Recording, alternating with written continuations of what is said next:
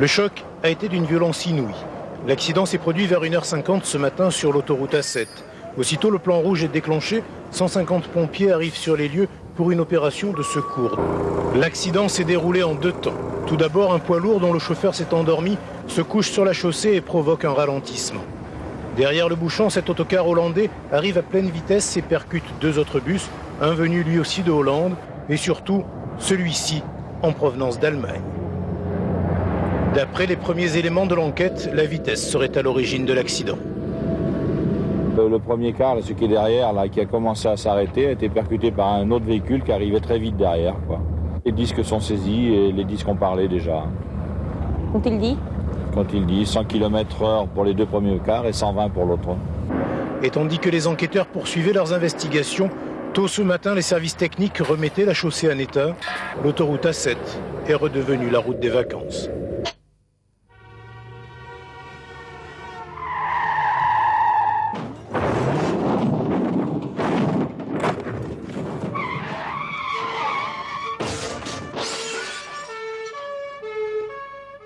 Au centre d'essai de Lardy dans l'Essonne, on casse volontairement plus de 300 véhicules par an. L'enjeu est toujours le même, protéger la vie. Alors là, vous avez une collision face-face entre deux voitures, un choc très sévère, et ici, un choc contre un arbre aussi d'une grande violence. En fait, en France, il y a 100 000 voitures accidentées par an et plus de 5 000 morts, ce qui est beaucoup moins important qu'il y a une vingtaine d'années, mais c'est encore beaucoup trop. En fait, notre travail, c'est d'améliorer énormément la sécurité routière et de diminuer ce nombre de tués. Un accident, un choc est avant tout une histoire d'énergie. Dès qu'un objet a une vitesse et une masse, il a une énergie. Notre but ici est avant tout d'étudier cette énergie. Mais attention, cette énergie, tout corps en mouvement la possède. Les hommes aussi en ont à revendre. La preuve, il est impossible de s'arrêter brusquement dans son élan.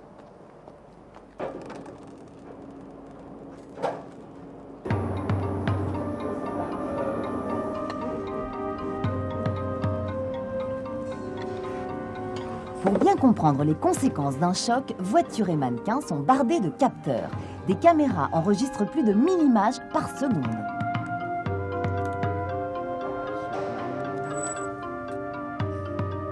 Attention les yeux, pour ce crash test, la voiture va être propulsée à 56 km/h. C'est pas énorme, mais ça fait déjà beaucoup d'énergie.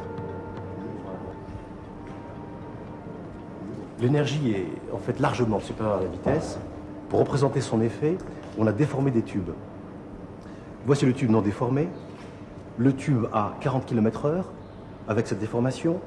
Et on pourrait penser qu'à 80 km/h, la déformation serait le double. En fait, elle est multipliée par 4. Ce qui veut dire que l'énergie est considérable et que c'est une donnée importante qu'il faut intégrer dans les crashs.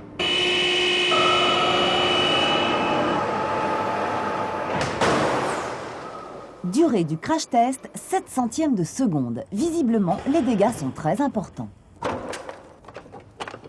Curieusement, dans les années 70, les voitures étaient beaucoup plus rigides.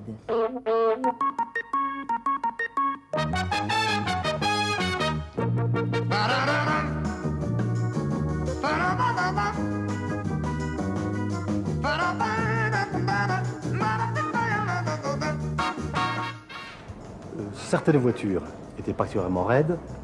De ce fait, le choc en question était un choc élastique. On peut le comparer à deux boules de billard qui se rencontrent et qui repartent pratiquement avec la même énergie. Ce qui est dommageable pour l'occupant des voitures, les passagers. Pourquoi ? Parce que cette énergie qui n'est pas absorbée va provoquer des lésions graves lors d'un accident.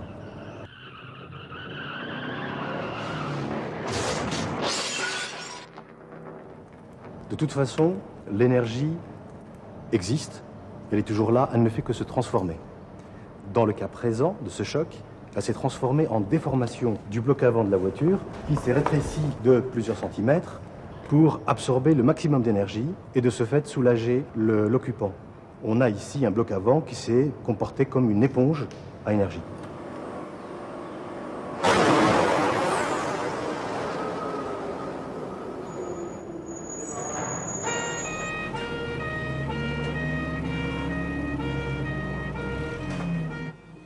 État des lieux de la carcasse au laboratoire. Mais visiblement, il y a un problème. Il n'y a qu'un côté qui a été touché, comme si la voiture n'avait pas roulé droit. Alors, si la voiture a roulé droite, On a fait exprès de faire heurter la voiture contre un obstacle étroit, car dans la majorité des accidents, les conducteurs donnent un coup de volant pour éviter cet accident. Et dans ces conditions, l'énergie de mouvement n'est dissipée que sur une partie de la face avant du véhicule. Et c'est évidemment beaucoup plus difficile et beaucoup plus sévère pour la structure du véhicule. Ce principe, c'est exactement celui qu'on applique lorsqu'on enfonce un clou. Une tête bien large et une pointe étroite afin que l'énergie s'évacue en puissance. Et c'est comme ça qu'il s'enfonce. On sait fabriquer des éponges à énergie efficaces pour préserver l'habitacle. Mais s'il y a choc, un choc entre une petite voiture et une grosse, ou pire, un camion, notre merveilleuse petite éponge à énergie ne fera pas le poids. Effectivement, sur la route, il y a des véhicules de masse très différentes qui se heurtent. L'objectif, c'est de faire en sorte que le gros véhicule absorbe une partie de l'énergie du petit véhicule. C'est ce qu'on appelle la compatibilité.